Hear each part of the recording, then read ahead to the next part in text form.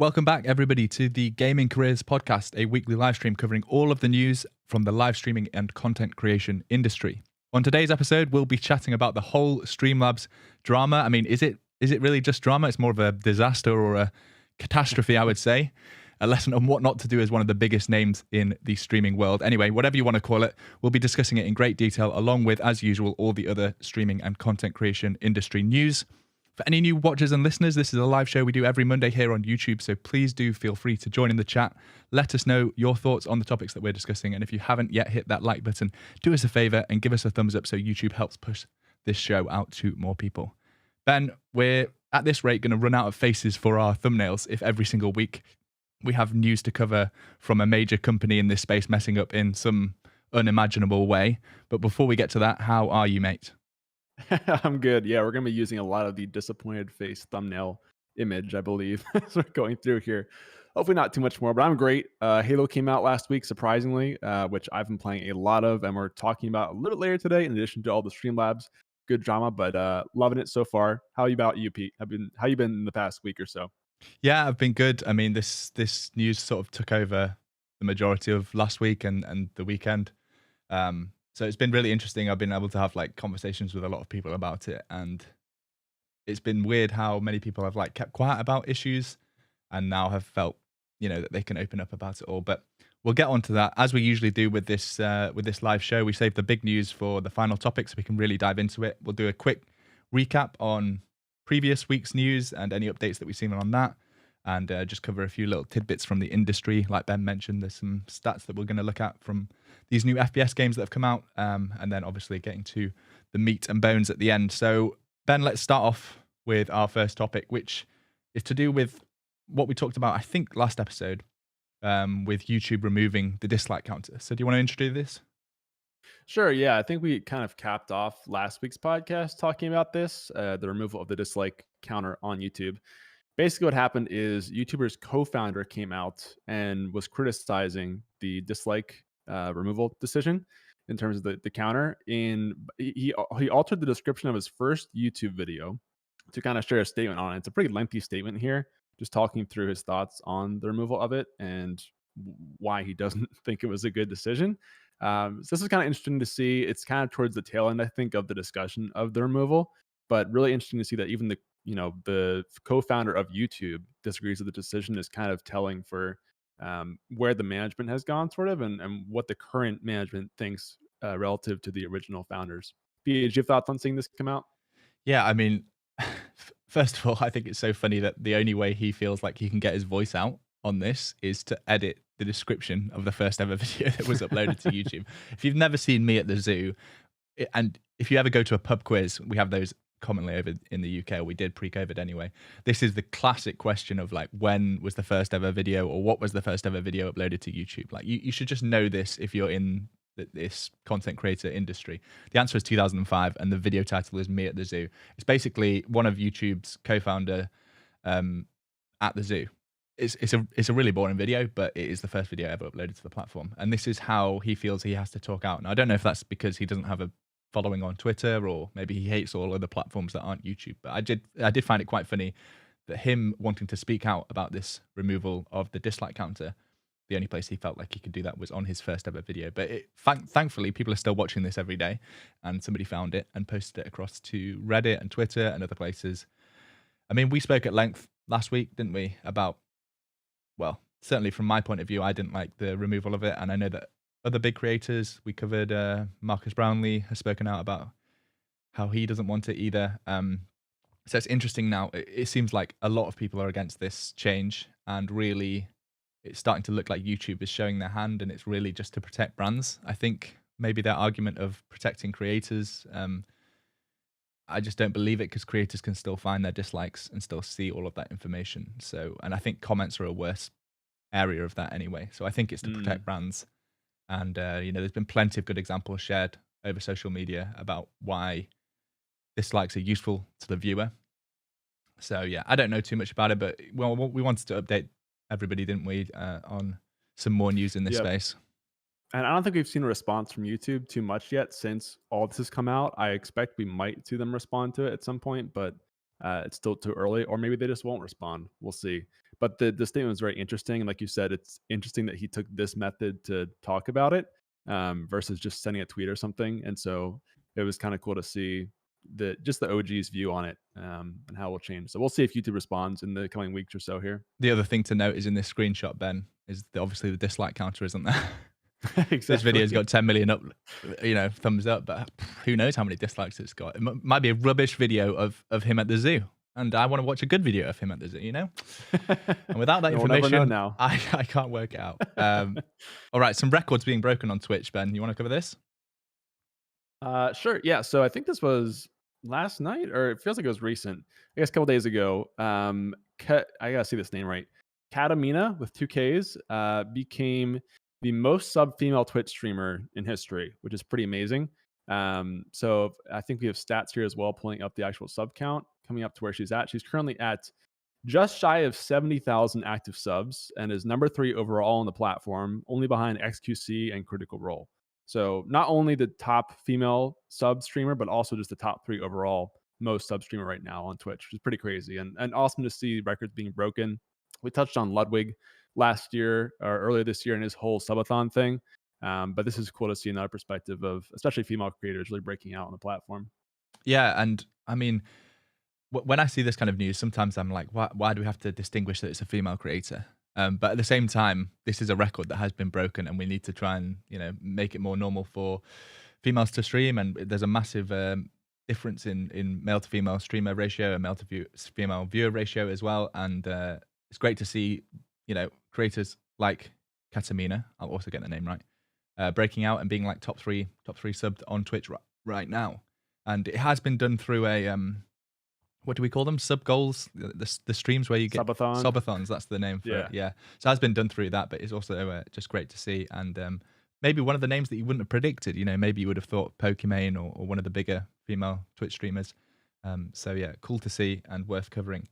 There's been some updates for affiliates. I've seen some Twitch partners like complaining about this, and in my head, I'm just thinking, this has nothing to do with you being a partner. It doesn't matter if affiliates are getting more features closer to partner parity. I just think that's silly, but that's not what we're going to cover. So affiliates are getting more emotes. I think the updated count is 9 unlockable tier 1 emotes and 5 animated emotes. These have to be unlocked through subscriber points, which is basically how many subscribers you have. So someone's done the maths for us. You need 50 subscriber points to be able to unlock all 9 tier 1 emotes and 5 animated emotes. But that's great news for affiliates, isn't it? You're going to have a lot more customization on your channel in terms of emotes, and especially the upgraded animated emotes as well can allow your viewers to hopefully be able to interact with you a little bit better. Yeah, this is really cool, especially in tandem with the follower emotes going live for everyone too, which is another 5 on top of this. So you have a pretty good roster of emotes you can unlock as an affiliate now. And I almost tweeted out, Twitch partners in shambles after this one out because of the emote thing. Honestly, I mean, partners still gonna be valuable just because of transcoding until they add that to affiliates, which I don't see them adding that to be an affiliate perk just because of server load.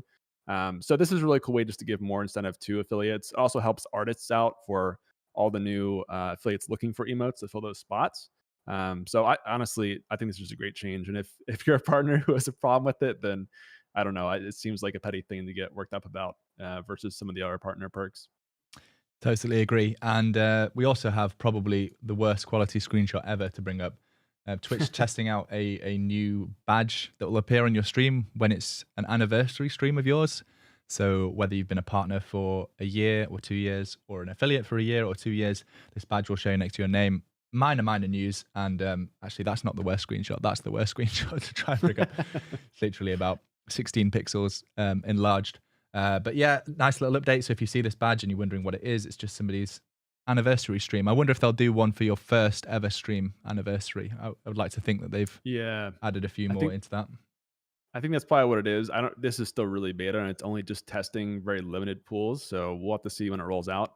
It's a nice little change. I don't think anyone's gonna go crazy for this change, but it's just a small thing. It feels like Twitch has added a lot of small little updates that are slowly kind of aggregating into a bigger rollout this year. So that's kind of nice. I feel like we haven't had a whole lot of small YouTube updates to talk about in comparison. So at least we have a constant stream of new little things that Twitch is trying out. Yeah, totally agree. Ben, this is your area of expertise now. You got to talk about these new FPS titles that have come out because I haven't played any of them, Oh, and really? None of them?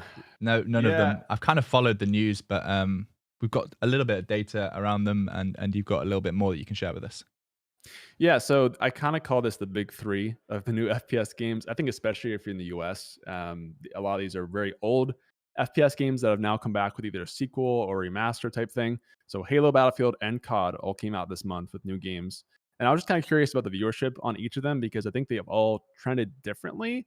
I have Twitch data here. Mostly YouTube is hard to pull. We do have one stream hatchet graph just showing how insane the viewership was during the first day, I think, of Halo coming out and how Doc on YouTube just dominated the viewership compared to the Twitch side of things, which is pretty interesting. And I kind of wonder if that includes like plays after the stream too, or if it's just during it.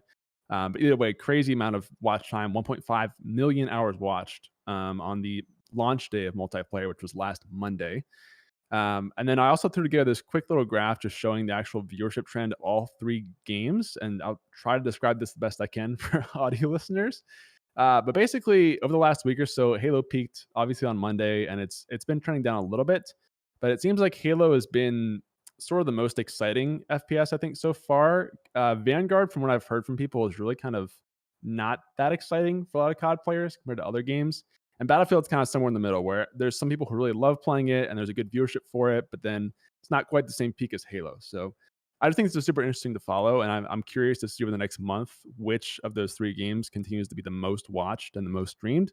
It looks like Halo's kind of trending that way right now, but we'll have to kind of see if Battlefield maybe pulls it out longer term. I'm curious if you're in chat, if you guys are playing or watching any of these games, if you have thoughts on seeing these. And Pete, any thoughts here? Yeah, I mean, you've covered it really well. I didn't know you could create your own comparison graphs in Silly Gnome. So I just found that out. You 10 caught minutes me ago. by surprise with that. I managed to open it up for the viewers of the stream anyway. I know that Halo had a big esports tournament last night, or I think it did, which might explain another big peak that they had late last night. But we've seen, or I've seen on Twitter at least, a lot of people complaining about Battlefield being horrendously buggy. I know that Donkey did a video top of Reddit this morning complaining about the difference between the trailer and the actual gameplay.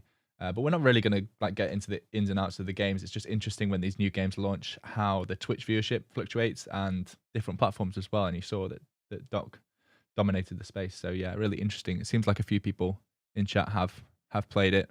Doc Fox says Vanguard is a middle of the line Call of Duty. Halo is great. Very if it ain't broke, don't fix it. And Battlefield 2042 is, as always, buggy on launch and will be made great slowly. So great input there from Doc Fox. Couple more topics to cover before we dive into the Streamlabs situation. The release of a show on Netflix that I have not seen so much hype about since Squid Game, which was arguably only about 3 weeks before. But in that time, I haven't seen any shows talked about as much as Arcane, which for those of you that don't know, is a, what do you call this, animated series? I don't want to use the wrong terminology because I know how much people care about using cartoons and anime in the right ways. It's an animated series based on the game, or based on the characters from the game League of Legends, that has been released on Netflix. And there was a huge premiere event, which lots of Twitch streamers went to. And there was also some co-streaming, right? Yeah, that's the thing I think I want to talk about here too, is they let anybody co-stream the first episode of the series when it came out. I guess 3 weeks ago was the first episode. And they also did their own premiere event, I think, on the Riot side. You can watch on their channel or your favorite influencer and get drops, I think, in League and maybe other games too. The article you're on has the actual info on the drop stuff. But just the viewership that we saw, especially on the first week of this, was insane. It was peaked at like 1.6, just shy of 1.7 million viewers on Twitch alone, which is pretty crazy from the co-streaming. And then I think, they released 3 episodes each week and people were still co-streaming it at that time. So it was still getting, 2 to 300,000 viewers during those streams as well. And I think it's the first time I've seen, especially Netflix, do any sort of co-streaming support with Twitch. I know Amazon's done some of the watch party stuff, but just the success of this launch is crazy. And I think we'll probably see more of this coming to Netflix and obviously for future seasons of Arcane. They've already confirmed that season 2 is being made right now. So I'm excited to see kind of what else gets tested in this vein. Yeah, I mean, you nailed it. the fact that this is happening between Netflix and Twitch, I found really interesting because obviously Amazon, what do they call their video platform? Instant Video or something like that. Amazon Video, anyway. You'd understand why they can then have watch parties on Twitch because they're both owned by the same company. But this is the first time we've really seen the ability for streamers to co-stream something from Netflix. I'd imagine you'd get in some pretty serious trouble if you tried to co-stream Squid Game on Twitch or something like that. So it's really cool that big companies like Netflix, and I'm sure Riot had, lots to say and recommended to Netflix that they allowed this to happen in terms of making the show go viral and making a hell of a lot of money, I imagine. But it's been so universally well received. I have friends that play a lot of League of Legends who absolutely love it. I have friends that don't play any video games that have watched it and have ended up loving it just for the story and the animation. So yeah, really cool. And hopefully we're going to see more and more events support co-streaming. I'm thinking sports events, document series, these kind of animated series. I think there's scope for the launch of them. Anyway, maybe we're just going to see pilot episodes, but the traditional media are slowly starting to realize how valuable it can be to have big streamers co-streaming an event, I think. So, yeah. Yeah. Last thing, even in the marketing, I was seeing this weekend, since now the episodes are all out, they were doing a marketing campaign on social with Twitch influencers, kind of talking about the series after watching it. So it was like Pokemon, Tyler One, Scara, some other guys that were talking about their thoughts on Arcane, just showing some trailers of it and then saying, go watch it now. So it's cool to see them also bring influencers into the overall ad campaign for the show. And again, I think based on the success of this show, I think it peaked at #1 worldwide, dethroning Squid Game at one point. And I think you have to think that Twitch was part of the success that it had. So I can imagine Netflix is probably looking to do more of this. Obviously, Arcane worked best because it was a gaming related thing for Twitch, but I wouldn't be surprised if they try more series. I know Dota has their own animation, stuff like that, that really ties into Twitch pretty well. All right. It's time just to quickly thank the sponsor of the podcast. You guys that have listened regularly are going to start to get used to this ad read, but we're very proud to be sponsored by Manscaped, who is the best in men's below the waist grooming. They've just launched their 4th generation trimmer, the Lawnmower 4.0. Manscaped engineered the ultimate groin and body trimmer by focusing on intelligent functionality and an incredibly comfortable grooming experience. Their 4th generation trimmer features a cutting-edge ceramic blade to reduce grooming accidents thanks to their advanced skin-safe technology. So you can join over 4 million other men worldwide who trust Manscaped with an exclusive offer just for you, 20% off and free worldwide shipping with the code gamingcareers at manscaped.com. That's 20% off and free worldwide shipping with the code gamingcareers at manscaped.com. And we've got to get the TY Manscapes in the chat because they're the ones that help us enable to do this show weekly, and hopefully in the future we can keep improving this broadcast, and maybe one day we'll be able to do a live in-person one thanks to these sponsors. So thank you very much to Manscaped for sponsoring this episode. Let's dive into the big topic, Ben. Streamlabs situation. Where should we start? Well, I think you've done a pretty good job of documenting the entire process. So I'm sure we can kind of follow your story of tweets here as we go through today. It's a long story that most of you probably have seen something about over the week because there's been many parts to it. So we'll kind of go through and do our best to tell the whole story here on the show. But basically, it all started with Twitch announcing a partnership with Streamlabs to bring Streamlabs Studio to Xbox, which, if you're familiar with Lightstream, is basically the same kind of concept as Lightstream, where you can send your console stream to Streamlabs in this case, and then add things like overlays and widgets and things to your console stream. But the issue is the way that they presented it, especially on the landing page, is almost identical to the way, it is identical to the way that Lightstream sells it on their homepage. Pete, I don't know if you have the tweet of the actual side by side from each of the different, the options there, but this tweet absolutely blew up. What was it? I'm trying to look the stats on. I think it had 60,000 likes and way more quote tweets and things. So this is really what I would say started the firestorm. Pete, do you agree?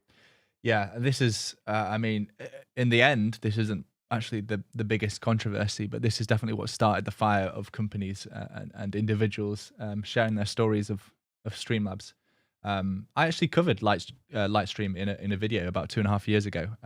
because I met them at TwitchCon, one of the TwitchCons that I went to maybe 3 years ago, and they had a really cool product. I didn't know anybody else that was doing it. Exactly like you described, a way for console streamers to be able to add all those alerts and graphics and webcam borders and overlays onto their gameplay without needing a capture card. So it was really cool, and they had like some really unique solutions for managing your stream from a phone, so you wouldn't actually ever need a computer. Like you can set it up on a computer, and then you don't need that computer ever again because you can manage it all from your phone in terms of swapping scenes and just playing on your console. When I actually saw the announcement tweet, I thought that seems awfully familiar. Like that's similar to Lightstream, and I'm not against companies building features that other companies have. That's just what happens in this world. But it wasn't until Lightstream shared this side-by-side screenshot, and I'm really sorry for the people that listen on audio, but you have to dive into the link in the description that we'll have on this podcast, where you can see the side-by-side of the image, because it is a carbon copy. And when I say carbon copy, every section is the same, the headings are the same, all the way down to at the bottom they have some testimonials, some real testimonials for Lightstream. Lightstream is literally one of the greatest things I've ever discovered. Thank you so much for making it so easy. Streamlabs' version, Streamlabs Studio, is literally one of the greatest things I've ever discovered. Thank you for making it so easy. Like it's beyond embarrassing, and I cannot understand how somebody thought that they could get away with this, or Streamlabs thought they could get away with this. But this is where the whole drama starts.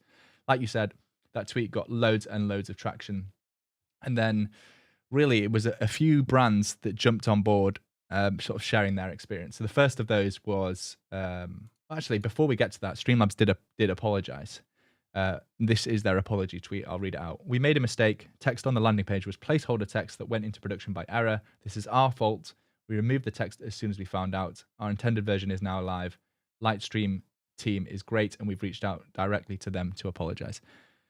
I mean, this holds no weight. First of all of the marketing material that went out along with their tweet had this same copy. So they had a YouTube video, which they since took down, and they had some emails that went out to people that I guess are on one of Streamlabs' emailing lists, and it had the same copied and paste copy from Go Lightstream. But even past that, I don't understand how this is even an apology. This is literally admitting to the fact that they took Lightstream's website and used it as a template before hopefully changing a few words and sending it live. So even their apology, as great as it is, I feel sorry for the social media team who have to like write this out, and they're just getting destroyed by everybody in the comments. But anyway, that was Streamlabs' first attempt at an apology.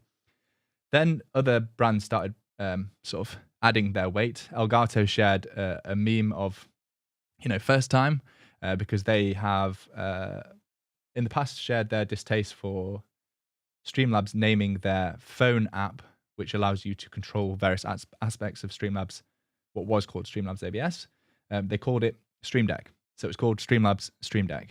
And obviously Elgato have built and been building the Stream Deck for probably half a decade, if not even longer. But I don't think I don't get the position from Elgato as being like really, really salty. They just wanted to pile on and get a good meme out there. The one that really hit fans hard was OBS Studio. Have you got all the tweets open? Because I can send this over to you if you want to take over on the OBS tweet. Yeah. Yeah, I've got them pulled up. Yeah. So after the Lightstream thing and after Elgato, basically what happened was a snowball effect where other brands started speaking out, and OBS was the big one, like Pete said. They came out and said, I'll just read the tweet off. They said, near the launch of Slobs, which is Streamlabs OBS software, Streamlabs reached out to us about using the OBS name. We kindly asked them not to. They did so anyway and followed up by filing a trademark. We tried to sort this out in private, and they have been uncooperative at every turn. So this was huge because OBS is obviously kind of like the grandfather of all streaming software, and I think most people's probably favorite streaming software. That really was crazy to see the disconnect between Slobs and OBS. And there was a ton of reaction to this. I think one of the biggest things was people not realizing that Streamlabs and OBS did not create a partnership to create Slobs. It was really just Streamlabs going out to make it and then naming it based off of OBS. And I'm still seeing people say like, "Oh, I didn't know that Streamlabs, OBS, and OBS weren't in partnership." So I can't believe that, Ben. That's I think the biggest surprise from this whole thing from me was, and the more I think about it, the more I realize, well, why would people know if people have only just started streaming and they Google the first few things and they find out about OBS. They wouldn't think any otherwise, and that's exactly why Streamlabs decided to call it Streamlabs OBS, to create that confusion. But maybe I should have done a better job. I've spoken about it in countless videos, and then in my head, I think I speak about it loads, because every single video that I record, I'm talking about it. I'm talking about how it's a fork of the original OBS software. But then, people only watch one video and maybe they don't hear it. So just to reiterate, and I've got a video coming out this week talking about how you can move away from OBS Studio. Sorry, how you can get back onto OBS Studio, or if you've never been on it before, the OG, the best software, the one that I've always recommended. How you can move away from Streamlabs OBS, or Streamlabs as an alert provider, or their chatbot, or their tipping service, to alternatives. So I'm going to reiterate it there, but I want to say it here for anybody that's listening. OBS Studio is the original software. It's open source. It's been heavily made by one guy in the origins, a guy called Jim, who we've had on this podcast before. And since then, it's now grown to a team of open source developers from all around the world contributing. And I think there's probably over 100 developers that have contributed to the code base that is OBS Studio. Part of it being open source means that anybody can take that code base, adapt it as they want, and upload that as an open source program. And that's what Streamlabs did. They took OBS Studio, they effectively reskinned it, added some of their Streamlabs features on top of it in terms of overlays and alerts and things like that, and then packaged it as Streamlabs OBS. And what that tweet from OBS was saying was effectively the OBS team didn't want Streamlabs to use the 3-letter acronym OBS in their name, but they did so anyway. And then they later filed a trademark for Streamlabs OBS, which is just beyond unbelievable. There's a couple more tweets that OBS sent out saying that every single day it's causing issues in their support forums because they get people coming in demanding refunds from Streamlabs Prime, and it's a completely separate project, Streamlabs OBS and OBS Studio, and it's just created so much confusion. And even I feel the effect of it, but I can't imagine how much more of a magnitude of scale it is for the OBS team. So this is really where things kicked off, because this, talking personally, my career would not exist without OBS Studio. That is the bread and butter of why my channel got big. But outside of that, I honestly think the streaming world is the size it is because of OBS Studio. The fact that we have this amazing free software that is constantly being improved. And if you have listened to my interview with Jim, which I think is episode 3 of this podcast series, if you want to go back and listen to it, it's only short. He talks about how he's been offered 7 figures, and that was a year ago, or a year and a half ago. So probably 8 figures since then for OBS Studio. And he turns it down because he wants it to stay open source and free. So there couldn't be a nicer group of people to support, and the software is incredible. It's still the best. It's still the most performant. And Streamlabs have really put their foot in it here with these tweets coming out from OBS. To continue with the story, we also saw, some people saying about how Streamlabs OBS even buys adverts targeting the term OBS and OBS Studio on places like Google and Bing, so that the top result, which is a paid-for result, actually directs them to Streamlabs OBS. And that is something that does happen in the business world. You probably will see companies, bidding on keywords that the other company ranks well for. That does happen. But it's the fact that they're trying to confuse users into downloading OBS. If you actually saw the market, the link, it was talking about the best OBS and things like that, and they're just trying to create all this confusion. What did we have next? We had some users reaching out, the people that used to work at Streamlabs. You want to touch on that bit, Ben? Yeah, I think so. If you're in here on I'm trying to see what tweet you're on here. The please tag me. This one here. Yeah. So basically, some of the actual employees from Streamlabs started speaking out about stories from working there, who are no longer at Streamlabs for the most part. Some I think that even might still be there. But really, we just heard a lot of stories from people about how the marketing team and the executive team at Streamlabs was really pushing a lot of unethical business practices, to put it simply. I saw a couple different stories. The one I have here, I think, is talking about how basically at an event, trying to make the booth wheelchair accessible was something that got her removed from managing the event, which is pretty wild. There were also, you guys might have seen the talk about how hard it is to cancel Streamlabs Prime for people right now, and it takes if you've gone through the process of trying to do it, it takes steps, right? insane amount of steps, and that was something that is intentional and is not going to be fixed, so that because it makes a ton of money for the business essentially. So it's too profitable to remove or make better. So stuff like that were some examples that we saw come out. There's a lot of threads from a lot of employees who've talked about this stuff, and I'm sure we'll see more probably as the snowball effect continues. But it's kind of wild to see the actual employees talking about it as well. We're very privileged to be joined in chat by Exceldro, who is one of the developers of OBS Studio. He makes a lot of plugins for OBS Studio, some that I've covered on my channel, and he even says the confusion is huge. I get questions all the time as to why my plugins don't work with Streamlabs OBS. So like this, basically anyone who's creating content or code or anything in the streaming market is struggling with the differentiating Streamlabs OBS and OBS Studio to users. And thankfully, that's not going to be a problem anymore. But let's keep going through these tweets. We had a couple of high-profile streamers sort of raise this even higher. Pokimane being one. She tweeted from her second account, which still has a huge following. Streamlabs better resolve this entire thread of issues, or I'll be asking them to take my face off the platform and look to use another donation service. Now, I saw a few people sort of saying that, like, what do you want them to resolve? And I kind of understand that because all the things that they've done in terms of the OBS Studio situation is in the past. Like, they've created that confusion and they've filed for the trademark and all those kind of things. So there's not much that they could necessarily do retroactively to remove that. But what was interesting that came out of this tweet was that Pokimane's face on the Streamlabs website wasn't a paid endorsement. And I think I certainly, and maybe a lot of other people, thought that maybe she was in some way incentivized to have her face on the platform. And someone like Pokimane's face carries a lot of weight in terms of marketing budget. Like, brands will pay a lot for Pokimane to be on their website. So shortly after this, her face was removed, and the other streamer, Matt Heafy, his face was also removed. We'll get onto that. But you know it's mainstream when Edward Snowden starts tweeting about OBS Studio and the Streamlabs situation. I think his first tweet was talking about how all he sees from Streamlabs is shady business practice. But this was the tweet that I thought we'd highlight here. I've been using OBS Project for years. It's good software, except no substitutes. And I just thought this was awesome. Like, when I speak to my parents at the weekend, they're like, how was your week? How's your week been? I've been covering news that Edward Snowden's been tweeting about. And then all of a sudden, like, our worlds collide and they actually know who I'm talking about. So this was really cool to see. And then over the past sort of couple of days, we've seen a couple of resolutions. Streamlabs sent out their second apology tweet. Can you call it an apology tweet when it doesn't say sorry in it anywhere? I'll read it out for the audio listeners. Streamlabs' tweet, which was maybe a day or 2 days after all of this was blowing up. We are taking immediate action to remove OBS from our name. Streamlabs OBS is built on top of the OBS open source platform. Streamlabs OBS is also open source and our code is publicly available.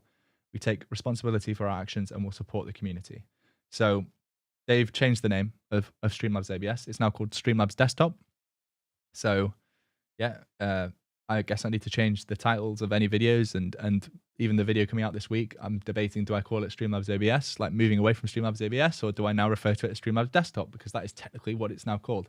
So this is what it should have been from the start. Like, there's no problem with Streamlabs using OBS's code and building some features on top of it, but they shouldn't have created the confusion. And Streamlabs Desktop, I think, is a better name anyway. But obviously, they wanted to create that confusion so that hopefully they became the #1 streaming software, even though they didn't build the difficult part of the software. Yeah. And the thing is, like, this is just a piece of it, I think. The real issue is that they went ahead and named it Streamlabs OBS, even after being asked not to by OBS.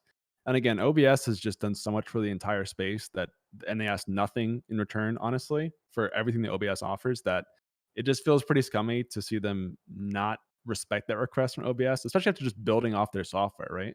So, I mean, I guess it's good they did this, but it seems like there's not been a whole lot of positive response to this so far.